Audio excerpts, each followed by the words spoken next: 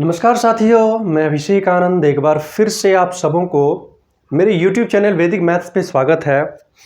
Mains का paper होने वाला है और इसी को ध्यान में रखते हुए एक बार फिर आप लोगों के लिए मेंस का क्वेश्चन लेके आए हैं। बड़े इत्मीनान से इस क्वेश्चन को समझिएगा। ये क्वेश्चन हो सकता है कि इस मेंस में पूछे। इस क्वेश्चन का इतना ज़्यादा महत्व इसलिए है क्योंकि यहाँ पे एक दो टर्म आपको सीखने को मिलेगा जो कि आपका आय व्यय और लाभ प्रतिशत का कहीं न कहीं यहाँ पे टर्म यूज है। सबसे पहले हम लोग तो ये समझेंगे कि आखिर ये लाभ होता क्या है, आय क्या होता है, व्यय क्या होता है। इन सारे चीज़ों को एक क्वेश्चन, यदि इस एक क्वेश्चन को अच्छे से आप लोग करेंगे तो अगला जो भी क्वेश्चन आपसे मेंस में पूछेगा आप उसको अच्छे से कर पाएंगे। चलिए मेरी ढेर सारी शुभकामनाएं हैं कि जो भी इस बार मेंस के पेपर में अपीयर हो रहे हैं उनका अच्छे से एग्ज़ाम जाए और जितना हम वीडियो बना चुके हैं मेंस के लिए उतना ही वीडियो आप यदि देख के जाते हैं तो डेफिनेटली 72 में से 50-55 नंबर मेरे ही वीडियो से आपको आ जाएगा। यदि आप शायद कहीं क्लास नहीं भी किए हैं तो टेंशन नहीं लेना है, 4-5 वीडियो पड़ा हुआ है मेंस का, आप उसे देखेंगे तो आपको कहीं न कहीं वहाँ से आपको सवाल मिल जाएगा। अब सही रही बात ये कि हम लोग यहाँ पे थोड़ा सा आय व्यय के बारे में समझते हैं। ये आय व्यय है क्या, तो कहीं न कहीं कह सकते हैं कि क्रय मूल्य विक्रय मूल्य से ही आया है। आय और व्यय का जब बात करेंगे तो जब बड़े पैमाने पे कह सकते हैं कि इंडस्ट्रियल लेवल पे यदि हम बात करते हैं तो ये आय का बात करता है, व्यय का बात करता है। आय मतलब हुआ इनकम और व्यय मतलब हुआ एक्सपेंडिचर। थोड़ा सा हम इस चीज़ को समझाने का प्रयास करें। ये अभी कॉन्सेप्ट चल रहा है, हम अभी इस क्वेश्चन को सॉल्व नहीं कर रहे हैं, कॉन्सेप्ट को समझते हैं। जैसे आय क्या होता है, तो आय ये एक प्रकार का इनकम है और ये इनकम होता किसके बराबर है, तो सेलिंग प्राइस के बराबर होता है। किसके बराबर होता है, सेलिंग प्राइस। ठीक है। जैसे हम व्यय का बात करेंगे तो ये व्यय क्या है, तो एक्सपेंडिचर है। ये एक्सपेंडिचर है और ये क्या है आपका, तो कॉस्ट प्राइस है। ये क्या है आपका, कॉस्ट प्राइस है। अब रही बात ये कि यदि कहीं पे प्रॉफिट का बात हो रहा है, ध्यान से समझिएगा, प्रॉफिट का बात हो रहा है, लाभ का बात हो रहा है, तो प्रॉफिट के केस में क्या होता है कि इसको हम लोग लिख सकते हैं एब्रिविएशन में एसपी और इसको सीपी। क्लियर। तो एसपी का मान सीपी से क्या होता है, बड़ा होता है। किस केस में, तो प्रॉफिट के केस में। प्रॉफिट के केस में आपका एसपी का मान सीपी से क्या होगा, बड़ा होगा। जब कभी भी आपको लाभ निकालना हो, जब कभी भी आपको लाभ निकालना हो तो लाभ क्या होगा, आप कितना में सामान को बेचे हैं, ठीक है, और कितना में खरीद के लाए हैं, ये कर दीजिए, आपको लाभ मिल जाएगा। क्या मिल जाएगा, लाभ। इसका मतलब ये हुआ कि ये लाभ रियली में है क्या, तो आय माइनस व्यय ही तो है कि नहीं है। आय माइनस व्यय ही क्या है, आपका लाभ है। अब रही बात ये कि हम लोग लाभ प्रतिशत निकालते कैसे हैं, ध्यान से समझिएगा। लाभ प्रतिशत निकालते कैसे हैं, तो इस बात का हमेशा ध्यान रखिएगा कि जब कभी भी आपको लाभ प्रतिशत निकालना हो तो परसेंटेज प्रॉफिट का कैलकुलेशन हमेशा सीपी पे करेंगे। सीपी का मतलब क्या, एक्सपेंडिचर पे, व्यय पे। इससे स्पष्ट होगा कि लाभ निकालना हो तो लाभ बराबर में बटा में व्यय गुना में 100। अच्छा, व्यय को अभी हटा देते हैं कुछ देर के लिए, आपको समझने के लिए व्यय नहीं लिखते हैं, यहाँ पे सीपी लिखते हैं। क्या लिखते हैं, सीपी। इससे स्पष्ट हो गया कि जब कभी भी आपको परसेंटेज प्रॉफिट या लॉस निकालना हो तो आप क्या करो ना, कुछ मत करो, लाभ को ऊपर रखो, नीचे सीपी रखो, क्योंकि जब कभी भी आप प्रॉफिट या लॉस का कैलकुलेशन करेंगे तो वो फाइनली सीपी पे ही होगा।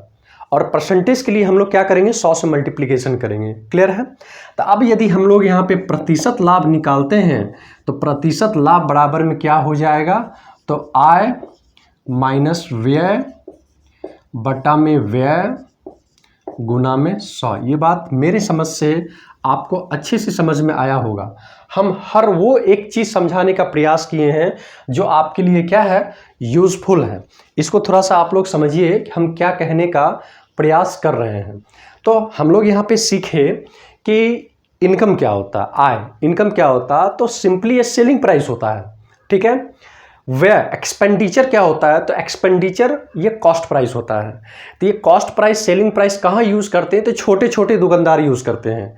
छोटे दुकानदार जो होते हैं फुटकर, जिसको फुटकर विक्रेता कहते हैं, वो लोग सेलिंग प्राइस और कॉस्ट प्राइस का यूज़ करते हैं। लेकिन जब हम लोग बड़े पैमाने पे बिजनेस करते हैं, इंडस्ट्रियल वगैरह फैक्ट्री वगैरह का यूज़ करते हैं, वहाँ पे हम लोग इनकम का, आय का, यानी कि एक्सपेंडिचर व्यय का यूज़ करते हैं। ये बात मेरी समझ से सबको समझ में आया होगा।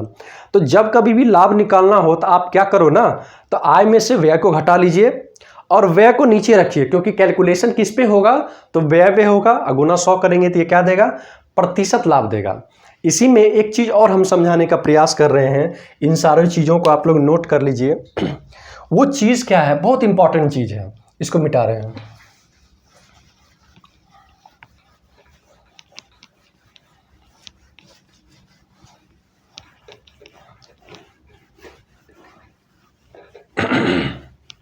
देखिए एक और कॉन्सेप्ट हम समझाने का प्रयास कर रहे हैं।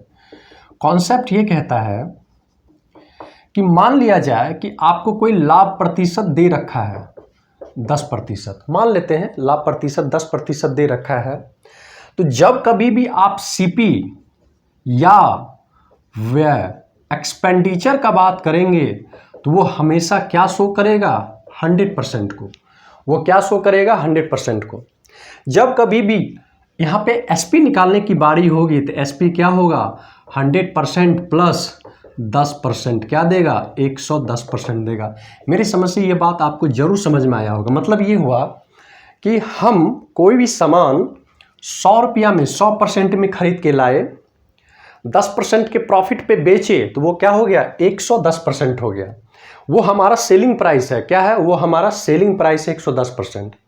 कभी कभी क्या होता है ना कि हमें एसपी निकालना होता है, तो एसपी निकालने के लिए हमको करना क्या होता है, मान लिया जाए कि कोई प्रिंसिपल यहाँ पे सीपी है, तो सीपी का 110/100 ले लेंगे तो ये डायरेक्ट क्या देगा, एसपी का मान देगा। क्या देगा, एसपी का मान देगा। और इसी में उल्टा हम लेके चलें, सीपी का मान निकालना हो तो एसपी का मतलब यहाँ पे हो गया इनकम के बारे में कह रहा है, इनकम का मतलब क्या हो गया, आय के बारे में कह रहा है। सीपी का मतलब क्या हो गया, व्यय के बारे में बोल रहा है। किसके बारे में बोल रहा है, व्यय, मतलब एक्सपेंडिचर के बारे में बोल रहा है। जब कभी भी आपको सीपी निकालना हो तो एसपी में उल्टा गुना कीजिए, 100 को ऊपर रखिए और 110 को नीचे रखिए, तो ये डायरेक्ट आपका क्या देगा, सीपी। चूंकि हम यहाँ पे क्या बताए हैं कि प्रॉफिट के केस में एसपी का मान सीपी के मान से क्या होता है, बड़ा होता है। इसलिए तो हम लोग यहाँ पे बड़ा मान ऊपर रखें ताकि एसपी का मान बड़ा हो जाए, और सीपी जब निकालने की बारी हुई तो एसपी में उल्टा गुना की, यानी कि छोटे को ऊपर रखे बड़े को नीचे रखे। तो इस कंडीशन में मेरा क्या आ गया, सीपी का मान आ गया। क्लियर है। तो जब कभी भी एसपी निकालना हो तो सीपी में 110% यानी कि 110/100, सीपी जब निकालना हो तो एसपी का 100/110। ये कॉन्सेप्ट है। अब हम लोगों का धराधर यहाँ से सवाल बनेगा। सवाल हम लोग को सीखेंगे कि कैसे सवाल, 5 सवाल यहाँ पे पूछा गया है। 5 सवाल को हम लोग बारी बारी से देखेंगे। इसको मिटा लें आप लोग, इसका स्क्रीनशॉट या फिर इसको लिख भी सकते हैं।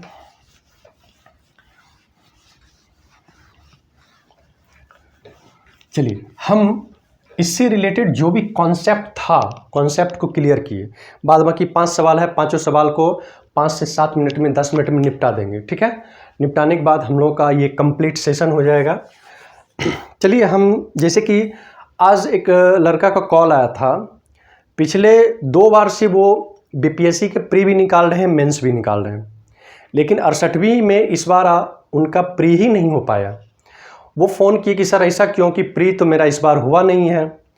प्री नहीं होने का बहुत बड़ा वजह है, अभी जो 68वीं का रिज़ल्ट आया है प्रीलिम्स का, यदि उस रिज़ल्ट पे गौर करेंगे तो आपको एक चीज़ समझ में आएगा।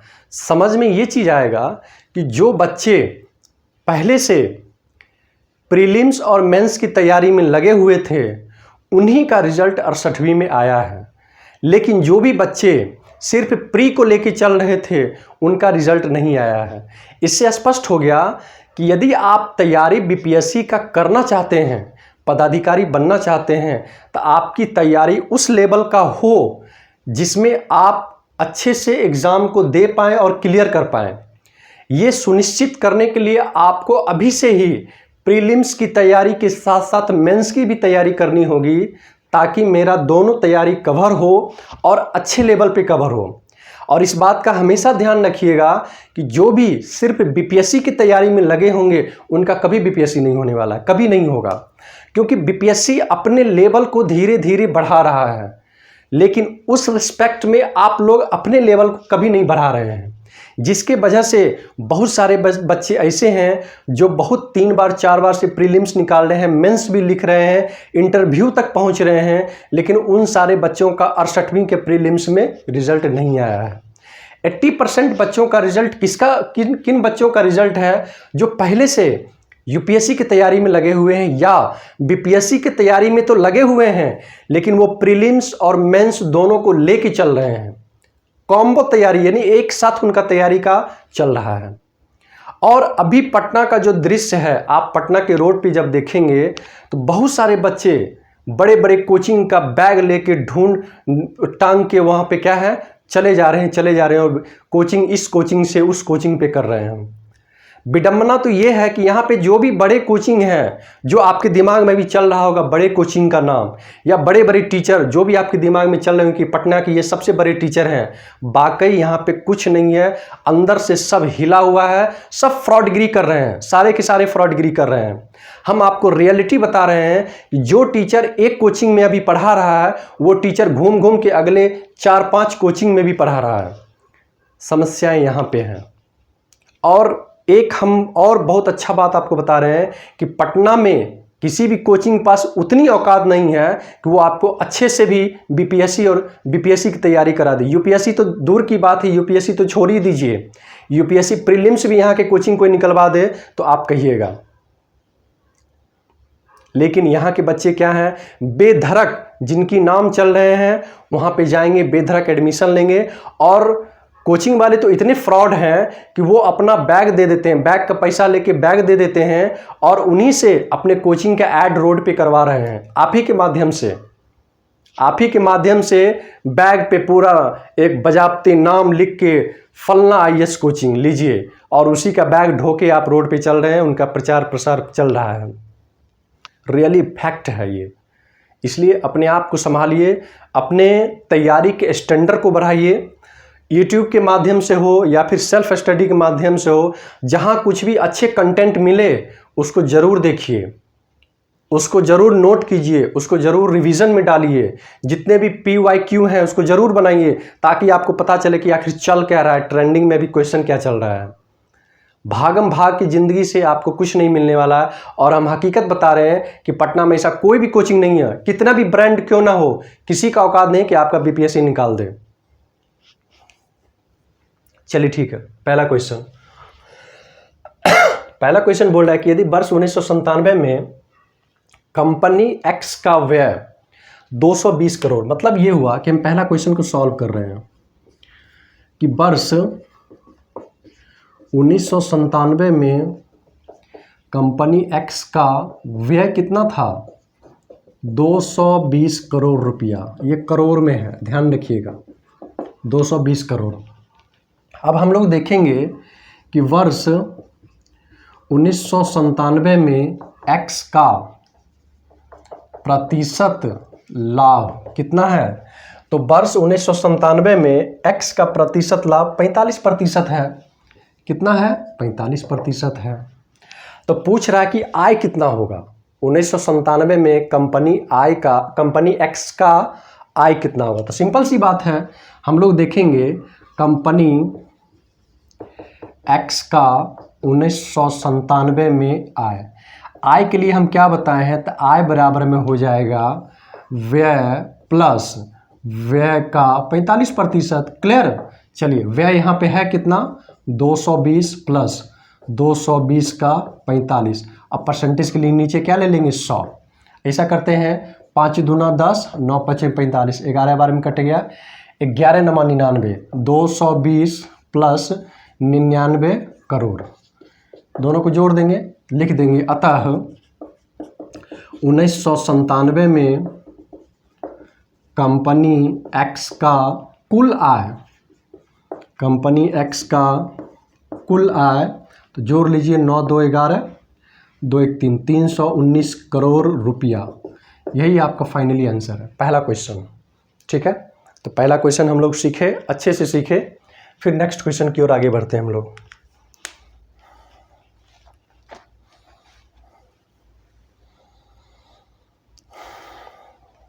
चलिए,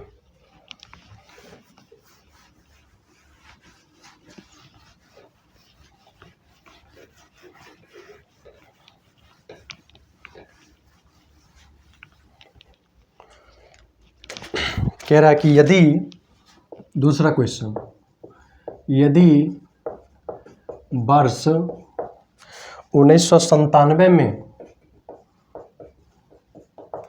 दोनों कंपनियों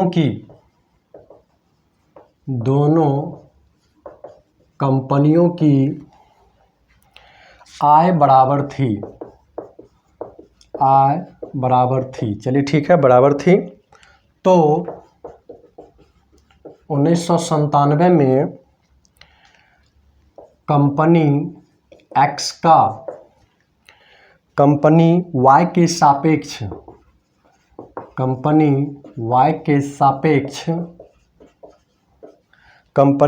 सापेक्ष व्यय का अनुपात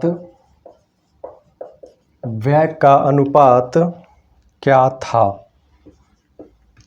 व्यय का अनुपात क्या था? बहुत अच्छा क्वेश्चन। इस क्वेश्चन को आप लोग नोट कीजिए, फिर हम लोग देखते हैं। अभी जो एक कॉन्सेप्ट बताए हैं कि कब एसपी से सीपी निकालते हैं और कब सीपी से एसपी निकालते हैं, उसी से रिलेटेड ये सवाल पूछा गया है। इस सवाल को कैसे बनाएंगे देखते हैं, सॉल्व करते हैं। इसको बड़े अच्छे से सॉल्व करेंगे। वर्ष 1997 में प्रश्नानुसार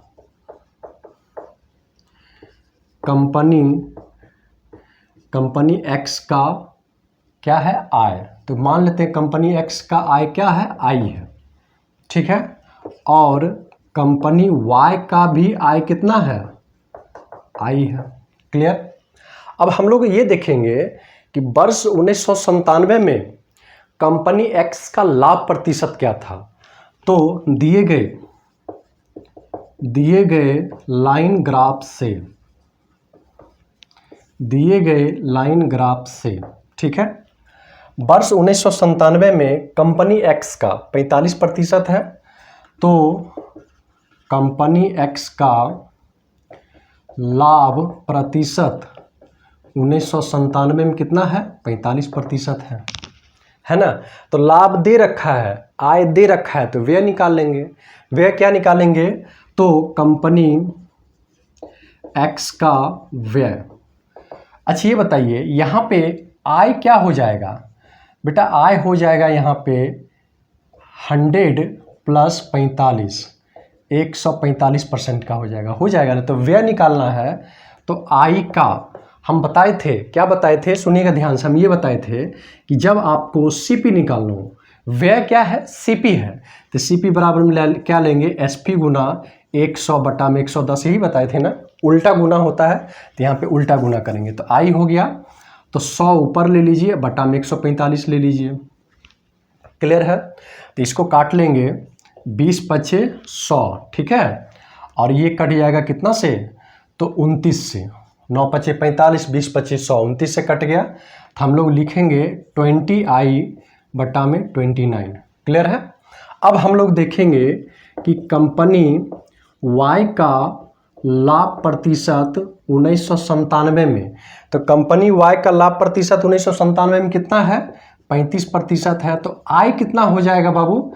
135% हो जाएगा। तो हम लोग लिखते हैं कि कंपनी वाई का व्यय निकालना है ना, तो आई गुना 100 बटा में 135। क्लियर? इसको काट लेंगे, 20 पच्चीस 100, ठीक है। और ये क्या हो जाएगा? 27 पचे 135। चलिए ठीक है, तो ये 20i बटा में कितना आ गया? 27i, 27 हो गया। इसलिए हम लोग देखेंगे कि कंपनी एक्स का कंपनी Y के सापेक्ष व्यय का अनुपात बराबर क्या ले लेंगे, x का व्यय बटा में y का व्यय। x का व्यय बता दीजिए कितना आ गया, तो 20i बटा में 29 बटा y का व्यय कितना है 20i बटा में 27। 20i खत्म, 27 को ऊपर ले लीजिए, 29 इतना हो गया। अतः व्यय का अभिष्ट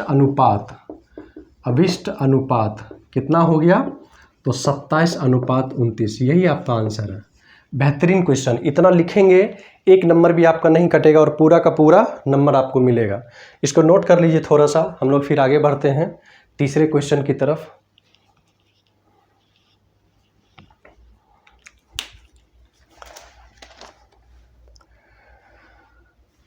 चलिए,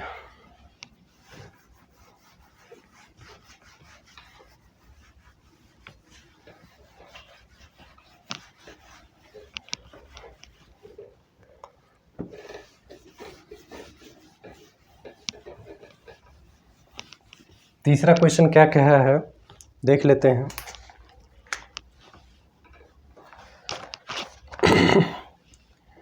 तीसरा क्वेश्चन कह रहा है कि दोनों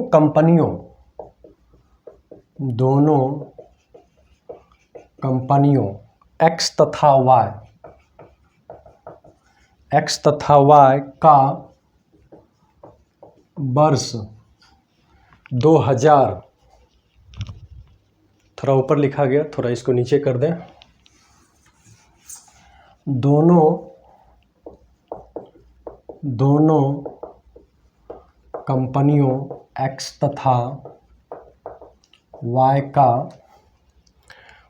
का वर्ष 2000 में आय का अनुपात 3:4 था। तो कह रहा है कि वर्ष 2000 में उनके व्यय का अनुपात क्या होगा, उनके व्यय का अनुपात क्या होगा। सेम क्वेश्चन है, दूसरे क्वेश्चन की ही तरह ये भी सेम क्वेश्चन है। बस यहाँ पे क्या किया है ना कि वर्ष 2000 में कंपनी X तथा Y का यहाँ पे क्या दिया है, तो आय का अनुपात दे रखा है। जैसे इसको हम सॉल्व करते हैं, ध्यान से समझिएगा।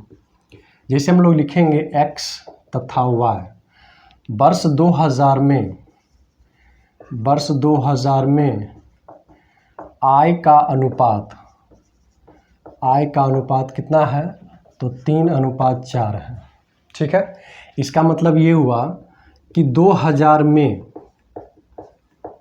कंपनी X का आय कितना है, 3i है। ठीक है, और 2000 में कंपनी Y का आय कितना आया, बोल दीजिए 4i आया। अब हम लोग ये देखेंगे दिए गए डायग्राम से, दिए गए लाइन ग्राफ से हम ये कह रहे हैं कि 2000 में कंपनी X का लाभ प्रतिशत कितना दे रखा है लाइन ग्राफ में 2000 में, तो X का 65% है। कितना है, 65% है। तो यहाँ पे हम लोग व्यय निकाल सकते हैं। तो यहाँ से लेंगे व्यय कंपनी X का, तो क्या करेंगे 3i गुना 100 बटा क्या हो जाएगा 165, क्या हो जाएगा 100 बटा 165। तो ये काट पीट के क्या देगा, तो 20i बटा में 29, यही देगा आपका पक्का। ठीक है, 20i बटा में 29 नहीं 11 देगा। चलिए ठीक है। अब इसी तरह से हम लोग देखेंगे कि 2000 में कंपनी Y का लाभ प्रतिशत कितना है, तो लाभ प्रतिशत यदि देखा जाए तो डायग्राम से देखेंगे वाई का तो 50% है, 50% है। हम लोग व्यय का बात करेंगे, व्यय कंपनी वाई का, ठीक है। तो लिख सकते हैं 4i गुना में 100 बटा में 150, ठीक है। तो ये 50 तिहाई 150 और 2 बार में कटेगा 8i बटा में 3, ठीक है। अब हम लोग अनुपात निकाल लेंगे, व्यय का अनुपात, व्यय का अनुपात x तथा y का, x तथा y का, ठीक है। तो x का कितना आया 20i बटा में 11 अनुपात, y का कितना आया 8i बटा में 3, i से i खत्म कर दीजिए, कुछ नहीं है यहाँ पे, ठीक है। तो 10 कर लें और इसको 4 कर लें, 5 10 दूना 20, 4 दूना 8, 5 दूना 10, 2 दूना 4। अब यहाँ से 5 गुना 3 ये क्रॉस में गुना होगा और अनुपात 11 गुना 2 कितना आ गया 15 अनुपात 22। ये आपका फाइनली अनुपात है किसका, तो व्यय का अनुपात x तथा y का। तो इस तरह से इतना भी सजा के आप लिखते हैं तो आपका एक भी नंबर नहीं कटेगा और पूरा का पूरा नंबर मिलेगा। चलिए इसको नोट कीजिए, फिर हम लोग आगे बढ़ते हैं। तो इस तरह से हम लोग तीसरा क्वेश्चन देखें। अब हम लोग का मात्र 2 क्वेश्चन बचा हुआ है, वो दोनों क्वेश्चन भी इम्पॉर्टेंट है। आज आपको समझ में आया होगा कि कैसे हम आय व्यय का क्वेश्चन डील करते हैं। इस क्वेश्चन को सिर्फ एक सिंगल इस क्वेश्चन को पूरा देख के जाइएगा और इस तरह का दोबारा आपसे क्वेश्चन पूछेगा तो अब आपसे छूटने वाला नहीं है। इससे स्पष्ट है कि मेरा जितना भी वीडियो है उसको ज़रूर एंड तक देखिए, तब आपको समझ में आएगा कि सवाल को कैसे डील किया जाता है मेंस के रेस्पेक्ट में, ठीक है। और इतना हम लिख देते हैं, इतना हम बता देते हैं कि इतना यदि आप पेपर में लिख के आएंगे तो आपका एक भी नंबर कटेगा नहीं। क्लियर है। तो मेरा एक कह सकते हैं कि सुझाव है, एक सलाह है कि आप लोग अपनी तैयारी का स्टैंडर्ड लेवल थोड़ा सा बढ़ाइए, थोड़ा सा अपने आप को बूस्टअप कीजिए। और फिर से हम एक बार बता रहे हैं कि जो भी ये सोच रहे हैं कि प्रीलिम्स की तैयारी अलग करें, मेंस की तैयारी अलग करें, उनका कभी रिजल्ट नहीं होने को है। रिजल्ट तभी होगा जब आप दोनों तैयारी एक साथ लेके चलेंगे, प्रीलिम्स की तैयारी और मेंस की तैयारी। उसका भी एक तरीका है। जैसे अभी 69वीं के बारे में हम चर्चा करें तो उसका डेट दे चुका है कि 20 सितंबर को प्रीलिम्स लेंगे और दिसंबर में मेंस लेंगे। चलिए ठीक है, अच्छी बात है कि बीपीएससी अभी बैक टू बैक वैकेंसीज दे रही है, पूरा अपडेट अपना वैकेंसी को रखी है। लेकिन अब आप लोगों की स्ट्रेटजी है कि किस तरह से हम लोग इस चीज़ को कर पाएँ। उसके लिए आपको करना क्या होगा कि अभी से एसे की तैयारी अभी से आपको करनी होगी, ताकि उस समय में आपको एसे के लिए टेंशन ना हो। एसे की तैयारी में अभी से लग जाइए, अभी से एसे लिखना स्टार्ट कर दीजिए, पहली बात। दूसरी बात कि यदि आपको स्कोरिंग करना है बीपीएससी में, अच्छा रैंक लाना है, तो कहीं ना कहीं डीआई को आपको पकड़ना पड़ेगा। मैथ्स में आपको 72 में 72 लाना पड़ेगा। उसके लिए क्या करना है, कुछ नहीं करना है। जितना भी हम वीडियो आपको यूट्यूब पे बना के डाल रहे हैं सिर्फ उतना ही देख लेंगे, आपका वहाँ से 72 में 72 आ जाएगा। कहीं किंतु परंतु का कोई बात नहीं है। तो 2 सेक्शन आपका हो गया। तीसरे नंबर में क्या कीजिए कि पेपर 1 को अच्छे से कवर कीजिए, क्योंकि पेपर 1 आपको स्कोर देगा। पेपर 1 क्या देगा आपको, स्कोर देगा। क्यों, क्योंकि उस पेपर में आपका डीआई है और डीआई में आप स्कोर करेंगे तो ऑटोमेटिकली आपका पेपर 1 में क्या होगा, स्कोरिंग अच्छा होगा। करंट पे ध्यान दीजिए। करंट पे जितने भी आपका उस तरह का इशू हो जो बिहार से रिलेटेड हो, नेशनल लेवल का कुछ उस तरह का आपको करंट मिले, उस पर लिखिए, उस पर उस चीज़ को नोट्स बनाइए, तब जाकर आपका क्या होगा, एक प्रॉपर वे में तैयारी होगा। इतना कुछ यदि आप करते हैं तो आपकी तैयारी निश्चित है। हम बता रहे हैं, श्योर बता रहे हैं। और अभी से एसी की तैयारी में लग जाइए। अब रही बात ऑप्शनल तो क्वालिफाइंग है। अब आप लोग क्या करेंगे कि जो भी पेपर आपका अच्छा होगा, या फिर ग्रेजुएशन से रिलेटेड हो, या फिर आपका अपना जो भी पेपर हो, पहले से उस पेपर की तैयारी कर रखे हो, उस पेपर को अभी से देखिए। और ध्यान दीजिएगा कि पेपर ऑप्शनल भी आपको तैयारी करना होगा तो थोड़ा अच्छे से। ऐसा नहीं कि इधर हम 3 पेपर अच्छे से लिखे और ऑप्शनल पेपर ही क्या हो गया, छूट गया, या फिर उसी में पास नहीं कर पाए, तो फिर तो कोई फ़ायदा नहीं है। इसलिए ऑप्शनल को भी अभी से लेके चलिए। तब क्या होगा कि लास्ट मोमेंट में आपका एक पेपर बचेगा, वो पेपर होगा आपका सेकेंड पेपर। तो आपके पास उस समय में बहुत समय मिलेगा सेकंड पेपर की तैयारी करने के लिए। लेकिन सेकंड पेपर का भी कुछ टॉपिक्स जैसे कि इंडियन पॉलिटी से रिलेटेड आपसे सवाल पूछता है, उसकी भी तैयारी अभी से करते रहिए, तब जाके आपका सिलेक्शन होने को है। ठीक है, चलिए हम लोग चौथा क्वेश्चन की ओर आगे बढ़ते हैं।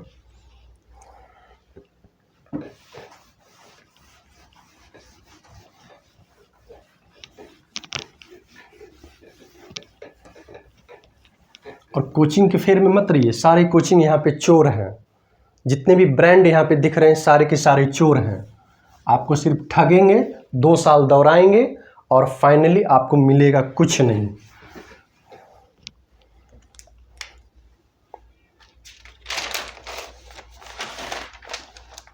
चलिए चौथा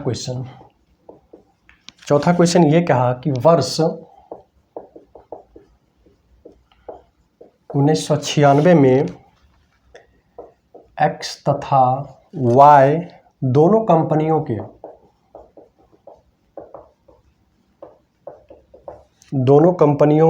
का व्यय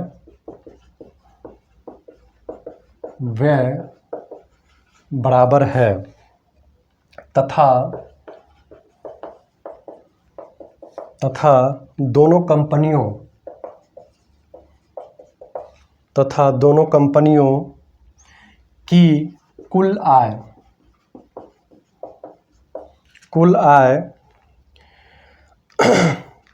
1996 में 342 करोड़ थी। 342 करोड़ थी, तो 1996 में उन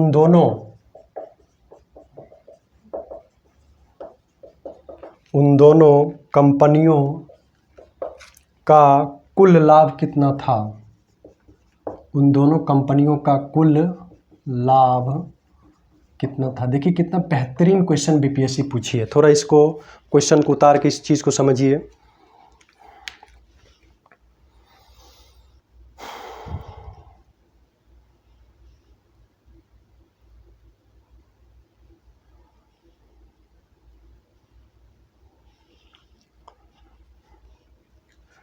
देखिए इस क्वेश्चन कितना अच्छा क्वेश्चन पूछा है, ध्यान दीजिए।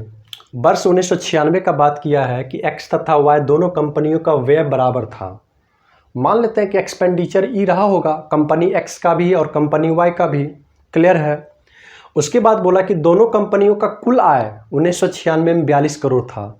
मतलब कंपनी एक्स का, ध्यान से समझिएगा क्या कह रहा है क्वेश्चन। वर्ष 1996 में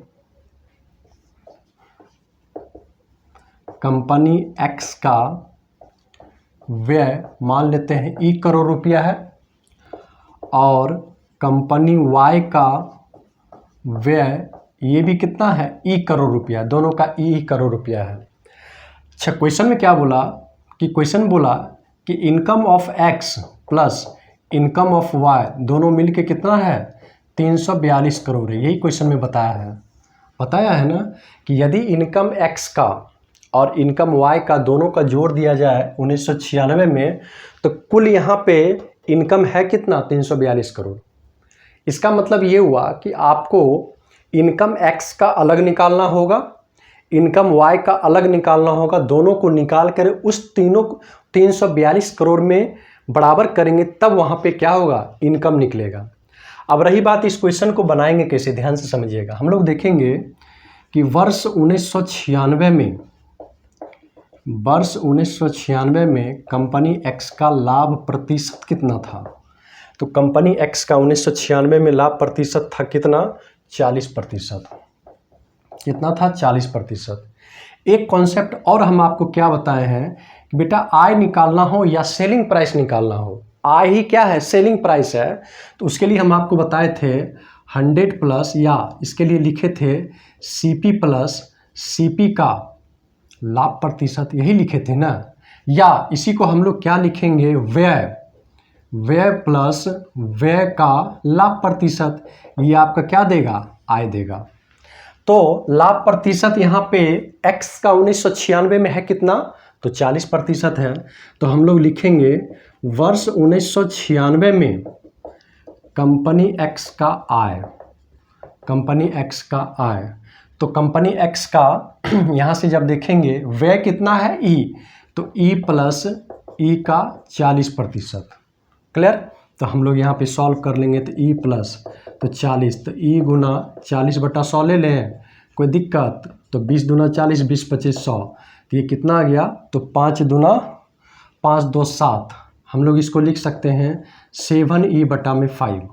क्या हो गया? 7e/5 एक्स का हो गया। अब हम लोग लिखेंगे वर्ष 1996 में कंपनी वाई का लाभ प्रतिशत, तो कितना है? वाई का 45% है। ठीक है, तो हम लोग लिखेंगे कि कंपनी वाई का आय ई प्लस ई का 45%। इसको सॉल्व कर लेंगे, तो ई प्लस ई गुना 45/100 कर लें। आई थिंक 9 × 5 = 45, 20 × 25 = 100, कितना आ गया? 29 ई बटा में कितना आ गया? 20। हम लोग यहाँ पे आई निकाल चुके हैं। आई किसका निकला है? ये निकला है एक्स का। ठीक है, आई किसका निकला है? एक्स का। और ये आई किसका निकला है? वाई का। तो आई एक्स प्लस आई वाई बराबर में कितना है? 342। तो आई एक्स के बदले क्या रखेंगे? 7e बटा में यहाँ से क्या आ गया? बोलिए। तो 7e बटे में 5 प्लस में यहाँ से क्या आ गया? 29e बटा में 20 बराबर में 342। तो एलसीएम में ले लेंगे, थोड़ा सा 5 आ गया एलसीएम में, तो ये 7 चौक 28e, अब प्लस में क्या आ गया? 29e बराबर में 342। थोड़ा सा कैलकुलेशन लेंदी है, घबराना नहीं है। 9 8 17, ठीक है, 2 दूना 4 1 5, 57e बटा में 5 बराबर में 342। 5 नहीं 20 होगा एलसीएम में, थोड़ा मिस्टेक हो गया लिखने में, ये 20 हो गया। चलिए ठीक है। अब 57 342 से कटेगा 6 बार में, और यहाँ से ई का मान कितना आ गया बुआ? 120 करोड़। इसका मतलब ये हुआ कि कंपनी एक्स का भी व्यय 120 करोड़ है और कंपनी वाई का भी व्यय कितना है? 120 करोड़ है। थोड़ा स्पेस का कमी हो गया तो हम यहाँ पे लिख देते हैं, फिर मिटा देंगे। ठीक है, तो हम लोग लिखेंगे कंपनी एक्स का लाभ, तो कंपनी एक्स का लाभ लेंगे तो 120 का कितना लेंगे? 40%, तो कितना हो गया? 48 करोड़। कितना? 48 करोड़। अब हम लोग लिखेंगे कंपनी वाई का लाभ, तो उसका भी तो 120 करोड़ है, वहाँ भी व्यय कितना है? 120 करोड़ है, तो 120 का 45%, कितना है? 45%, ये दे देगा आपका कितना?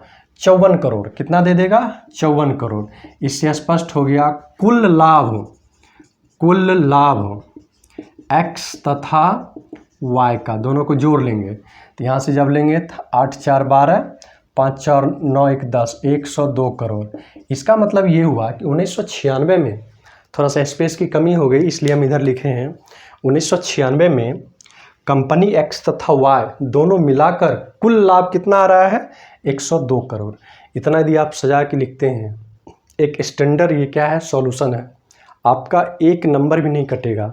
8 नंबर का सवाल है, 8 में 8 पूरा आपको मिलेगा। ठीक है, तो ये आपका चौथा सवाल था, इसको नोट कीजिए, फिर हम लोग आगे बढ़ते हैं लास्ट सवाल की ओर।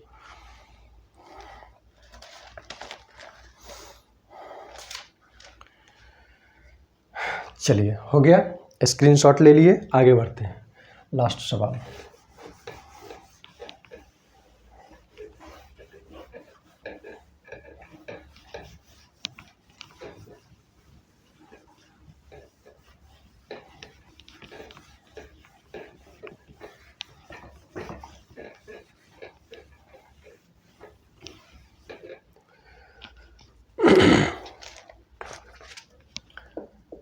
लास्ट सवाल ये कह रहा है कि वर्ष 1998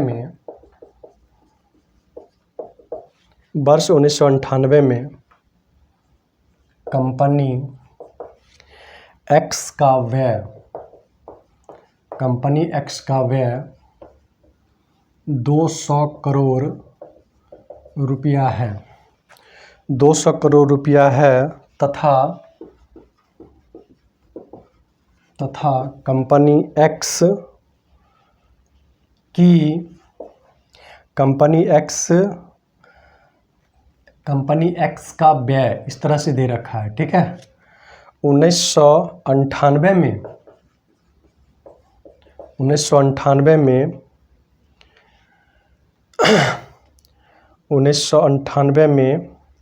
कंपनी एक्स का 1998 में व्यय को काट लीजिएगा। कंपनी एक्स का 1998 में आय उसके वर्ष 2001 में किए गए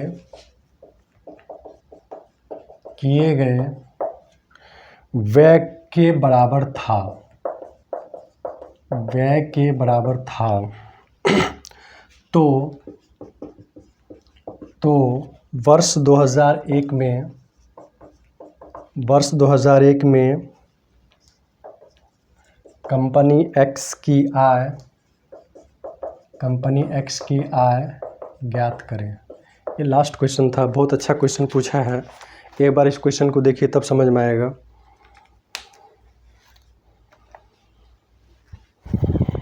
चलिए क्वेश्चन क्या कहा देखते हैं कि वर्ष 1998 में कंपनी एक्स का व्यय कितना था? 200 करोड़। प्रश्नानुसार सॉल्व कर रहे हैं इसको। प्रश्नानुसार वर्ष 1998 में कंपनी एक्स का व्यय कितना है? 200 करोड़। आज हम लोग वर्ष 1998 में कंपनी एक्स का लाभ प्रतिशत देखेंगे, कितना है? 55% है। देखिए ना 1998 में कहाँ गया? कंपनी एक्स का 55% है, ये 55% है। तो हम लोग यहाँ से क्या निकाल लेंगे? तो आय निकाल लेंगे। तो आय कंपनी एक्स का 1998 में, तो 200 प्लस 200 का 55%, ठीक है। तो 200 प्लस 200 का 55/100 कर लें, 0 से 0 ख़त्म हो गया। तो ये 55 दूना 110 है। 110 में 200 जुटेगा, क्या हो जाएगा? 310 करोड़। तो क्वेश्चन में क्या बोला कि कंपनी एक्स का 1998 में आय उसके वर्ष 2011 में किए गए व्यय के बराबर। इससे स्पष्ट हो गया प्रश्नानुसार वर्ष 2001 में कंपनी एक्स का व्यय कितना था? 210 करोड़ रुपया, ठीक है। तब हम लोग ये देखेंगे कि वर्ष 2001 में कंपनी एक्स का लाभ प्रतिशत कितना था? तो कंपनी एक्स का लाभ प्रतिशत यहाँ पे था 2001 में कितना? 50%। कितना? 50%। हम लोग लिखेंगे वर्ष 2001 में कंपनी एक्स का आय। तो आय निकाल लेंगे, तो 310 प्लस 310 का 50%। तो 310 प्लस 310 गुना 50/100, 0 0 0 ख़त्म, ठीक है। तो 310 प्लस में 5 3 15, 155। 310 में 155 जुटेगा 465 करोड़ रुपया। यही फाइनली आपका क्या है?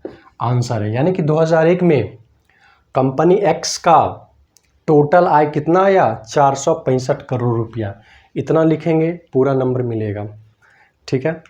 तो ये हमारा आज लास्ट क्वेश्चन था, ठीक है। बीपीएससी मेंस के लिए हमारा हर हमेशा ये प्रयास रहता है कि आप लोगों के लिए अच्छे कंटेंट के साथ यूट्यूब के माध्यम से वो चीज़ दें जो कि आपका स्कोर बढ़ाने में काम करे। बस आप लोगों का ये फ़र्ज़ बनता है कि वीडियो को ज़रूर देखें, शेयर भी करें, लाइक भी करें, और जितना ज़्यादा से ज़्यादा हो सके जिनको ज़रूरत है, जो तैयारी में लगे हुए हैं बीपीएससी, जो चाहते हैं कि हम भी पदाधिकारी बने, बिहार प्रशासनिक सेवा में अपना सेवा दें, तो तैयारी अभी से शुरू कीजिए। मेंस लेवल का और प्री लेवल का। मेंस का अभी तक में ये चौथा वीडियो हम यूट्यूब पे डाल चुके हैं। ऐसा नहीं है बिहार में कोई भी टीचर मेंस के लेवल का क्वेश्चन आपको यूट्यूब पे नहीं डाल रहा है, सिंगल हम आपको बना के डाल रहे हैं।